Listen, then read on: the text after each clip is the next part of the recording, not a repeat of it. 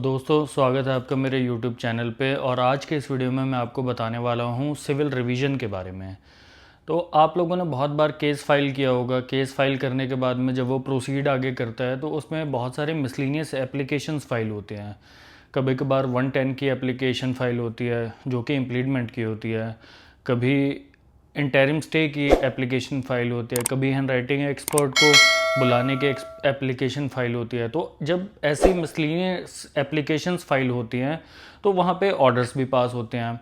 कभी वो ऑर्डर हमारे फेवर में पास होते हैं, कभी हमारे अगेंस्ट में पास होते हैं, और कभी कभार जो है वो एप्लीकेशंस पेंडिंग भी रहती हैं।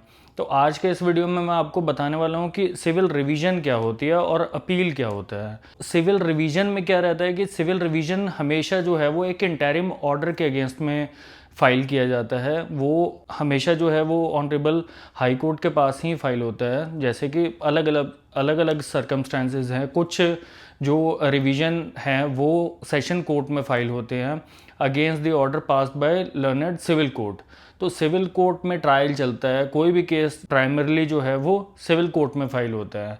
सिविल कोर्ट में ऐसे मिसलिनियस एप्लीकेशंस पे जो इंटरिम ऑर्डर होते हैं उसके अगेंस्ट में रिवीजन फाइल होती है, जो कि अपीलेबल ऑर्डर नहीं होते हैं। जो अपील होती है वो हमेशा डिक्री के अगेंस्ट फाइल होती है। जिस केस में डिक्री पास होती है वहाँ पे अपील फाइल होती है, बट जहाँ पे ऑर्डर पास हुआ है वहाँ पे हमेशा रिवीजन फाइल होती है। सीपीसी के 115 सेक्शन के अंडर जो है वो हमेशा रिवीजन फाइल होती है एपिलेट कोर्ट में। अब मान लीजिए कि आपने एक एप्लीकेशन लगाई है कि हैंडराइटिंग एक्सपर्ट जो है वो एग्जामिन करवाना है, बिकॉज जो एक स्पेसिफिक विल है या फिर कोई भी डॉक्यूमेंट है उस पर सिग्नेचर मिसमैच है। ऐसे केस में रिप्लाई फाइल होगा दूसरी पार्टी से और उसके बाद में उसके ऊपर आर्गूमेंट्स होंगे एंड एक इंटरिम ऑर्डर पास होगा। इधर वो एप्लीकेशन अलाउ होगी और डिसमिस होगी। सपोजिंगली वो एप्लीकेशन डिसमिस हो जाती है, जिस पार्टी ने वो एप्लीकेशन लगाई है उसके पास राइट होता है रिवीजन फाइल करने का। वो एपिलेट कोर्ट में सिविल रिवीजन फाइल करेगी, एनेक्सिंग ऑल दोज डॉक्यूमेंट्स जो अब तक रिकॉर्ड पे आए हैं, प्लेंट, रिटर्न स्टेटमेंट, रेप्लिकेशन, या फिर अगर कोई एविडेंसेस हुए हैं तो वो एविडेंसेस भी लगा के रिवीजन फाइल होगी। और रिवीजन में जो है एपिलेट अथॉरिटी उस ऑर्डर को लुक इनटू करेगी, उस ऑर्डर को देखेगी, वैलिडिटी उसकी चेक करेगी कि नीचे वाली कोर्ट ने जो ऑर्डर पास किया है वो आउट ऑफ ज्यूरिसडिक्शन जाके पास तो नहीं किया, या उस कोर्ट के पास वो उतनी पावर थी कि वो ऑर्डर पास कर सकती थी। तो उस ऑर्डर की लीगैलिटी चेक करती है हाई कोर्ट उस रिवीजन में। वैसे ही मैं आपको अपील के बारे में भी बता देता हूँ कि अपील क्या होती है। अपील में क्या होता है कि आपका जो एंटायर केस है वो दोबारा से डिस्कस किया जाता है। वंस आपने नीचे सिविल सूट फाइल किया, उसमें रिटर्न स्टेटमेंट आए, एविडेंसेस हुए हैं और दोनों पार्टीज़ के एविडेंसेस के बाद में आर्गूमेंट हुए हैं।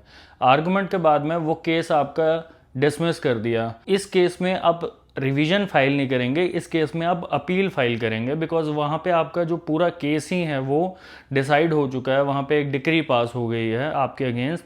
तो ऐसे केसेस में आप हमेशा जो है वो अपील फाइल करेंगे। बट अगेन सेइंग कि जो रिवीजन है वो हमेशा इंटरिम ऑर्डर के अगेंस्ट में फाइल किया जाता है। कभी कभार एक केस ऐसा फाइल किया जाता है जिसमें दो पार्टी कोलूजन में होती हैं, दोनों पार्टी एक दूसरे से मिली हुई होती हैं। तो वहाँ पे एक एप्लीकेशन आती है ऑर्डर 1 रूल 10 की।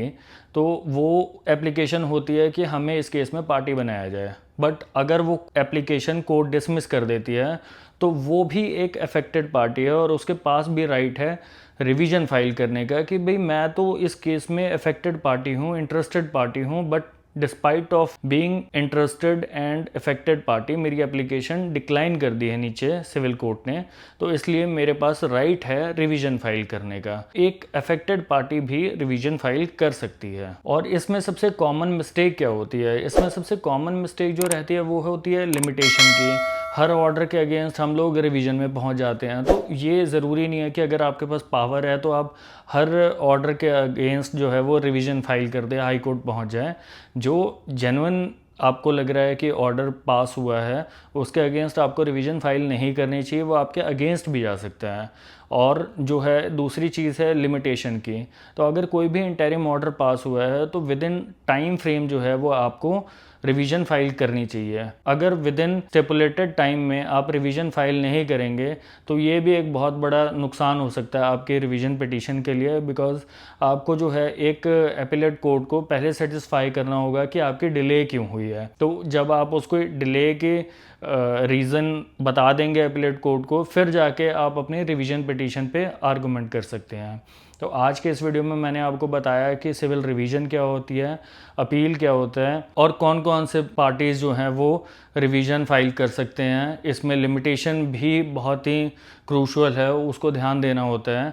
तो अगर ये वीडियो आपको अच्छी लगी हो तो प्लीज़ मेरे चैनल को लाइक कीजिए, सब्सक्राइब कीजिए और कमेंट करके बताइए कि वीडियो आपको कैसी लगी।